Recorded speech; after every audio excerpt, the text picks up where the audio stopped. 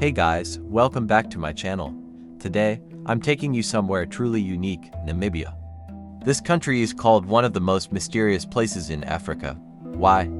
Because here you'll find deserts older than history itself, tribes that live by customs the modern world can hardly believe, and landscapes that feel like another planet. Stick with me, because by the end of this trip, you'll see things you never imagined were real. I still remember stepping out of the plane in Windhoek, Namibia's capital. The air felt completely different. Dry, sharp, almost crisp. The sun was so bright it painted everything in golden tones. The first thing I noticed was the sky. It's not just blue. It's the kind of blue that feels infinite, stretching far beyond your imagination. Windhoek is small for a capital city, but it has this strange mix. German colonial houses with red roofs, African street markets full of colors, and modern glass buildings all sharing the same street. It's like three worlds merged into one.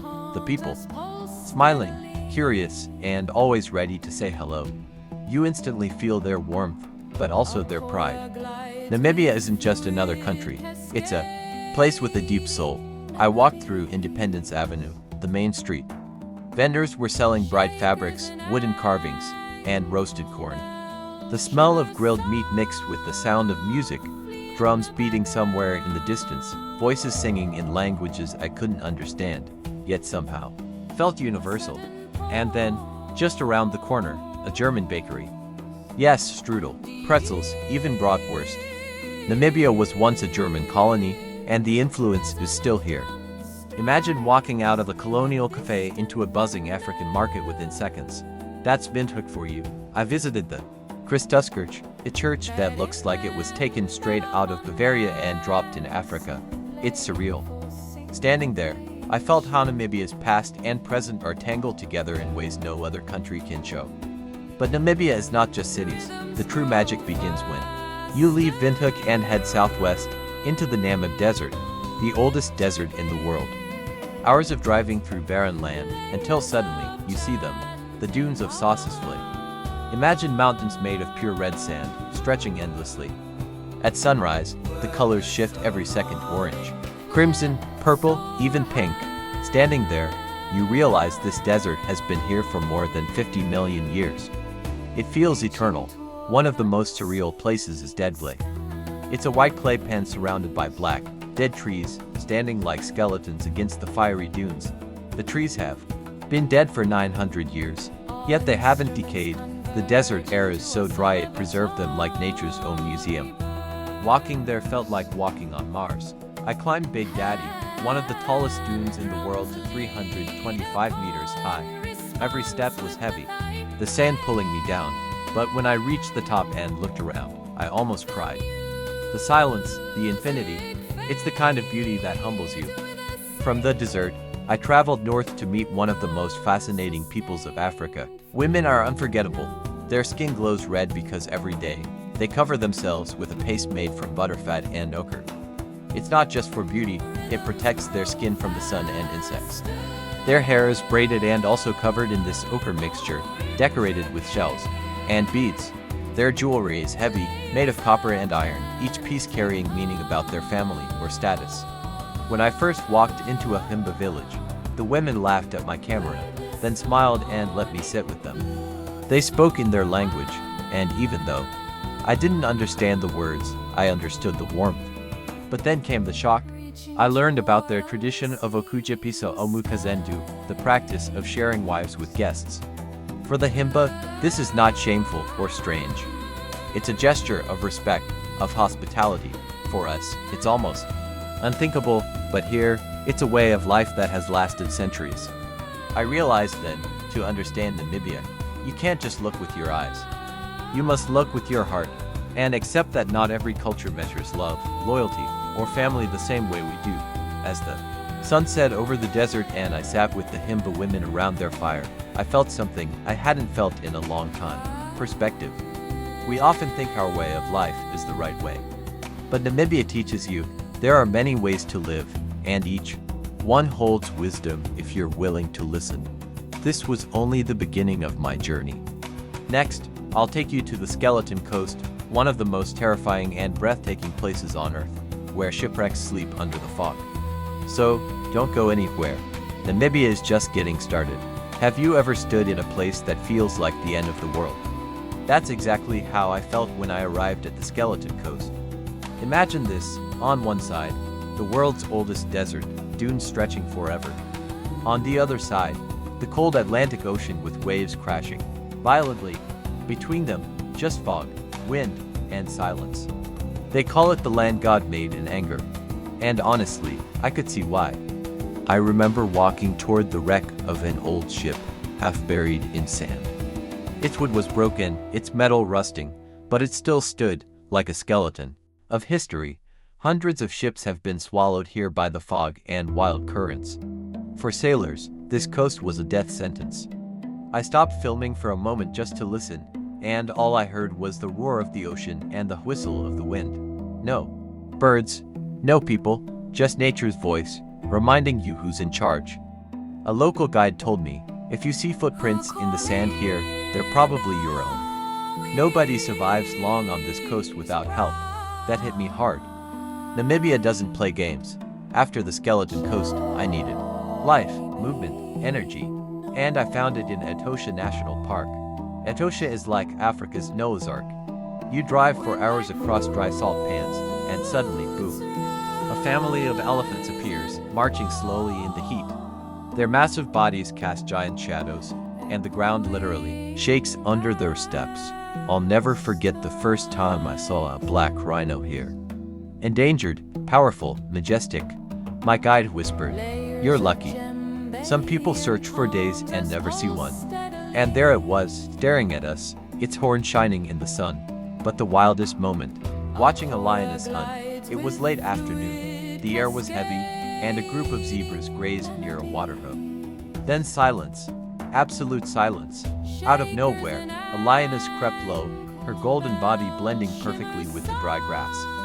My heart was racing. She leapt, zebras scattered, dust flying everywhere. She missed. But the sheer power of that moment reminded me that here, survival is the only rule. In Etosha, you see life stripped down to its essence. No filters, just nature, raw and unapologetic. Namibia is also full of ghosts, not spirits, but towns. Komanskop was once the richest diamond town in Africa. In the early 1900s, Germans came here, and within a few years, they built houses, a hospital, even a casino in the middle of the desert. Diamonds were so common, people said you could pick them from the sand at night under the moonlight. But when the diamonds ran out, the people left, and the desert moved in. I walked into an abandoned house, its windows broken, its walls peeling. The rooms were filled with sand, dunes climbing staircases, sunlight cutting sharp beams through the cracks. It was eerie, like the desert was slowly swallowing the town alive. I filmed myself walking through a classroom. Desks half buried, a blackboard still hanging. Imagine children once learning here, and now silence, only the sound of the wind. Komanskop felt like a warning. Everything we build, no matter how rich or powerful, the desert will take it back. And then, as if Namibia hadn't surprised me enough, I met the Herero women. Imagine walking through a hot African street and seeing women dressed in full Victorian gowns, long skirts, layers of fabric, bright patterns, and giant headdresses shaped like cattle horns. Why? Because when the Germans colonized Namibia, they forced the Herero to adopt European clothing. But instead of forgetting, the Herero women transformed it into something new, something uniquely theirs. Today, those dresses are symbols of pride, resistance, and beauty. One woman told me, "When I wear this dress, I carry the history of my people. I am a queen, not a victim." Her words stuck with me. The dresses weren't just fabric, they were armor, memory, identity. So far, Namibia has shown me death and life, ghosts and queens. The Skeleton Coast taught me humility. Etosha gave me the thrill of raw survival. Komanskop reminded me of impermanence. And the Herero women showed me strength in tradition. And believe it or not, this is still only the beginning. Next, I'll take you into the markets of Namibia, where spices, colors, and human voices create a symphony louder than any desert silence. Stay with me, because Namibia is about to get even more surprising. It was my last evening in Namibia, The desert was quiet, the wind soft, the sky slowly turning into an ocean of fire. I sat on the edge of a dune, watching the sun sink into the horizon, and I felt something I hadn't expected when I first landed here: peace. I came to Namibia looking for adventure, stories, maybe even a little shock value. But what I found was much deeper. This wasn't just a country, it was a mirror, showing me parts of myself I didn't know existed. Namibia is contradictions tied together, a desert older than history, but children playing soccer on its edge. Women in red ochre and beads living alongside young girls posting selfies on smartphones. Shipwrecks rotting in fog while diamond towns sleep under sand, reminders of human greed and nature's revenge. Everywhere I turned, I saw opposites: life and death, wealth and poverty, modern and ancient. But in Namibia, none of these things fight each other. They coexist, and somehow, they make sense. If I could sum up Namibia in one image, it would be its women, the Himba women, glowing red in the sun, their laughter echoing in the desert, offering hospitality in ways that challenge everything I thought I knew about relationships.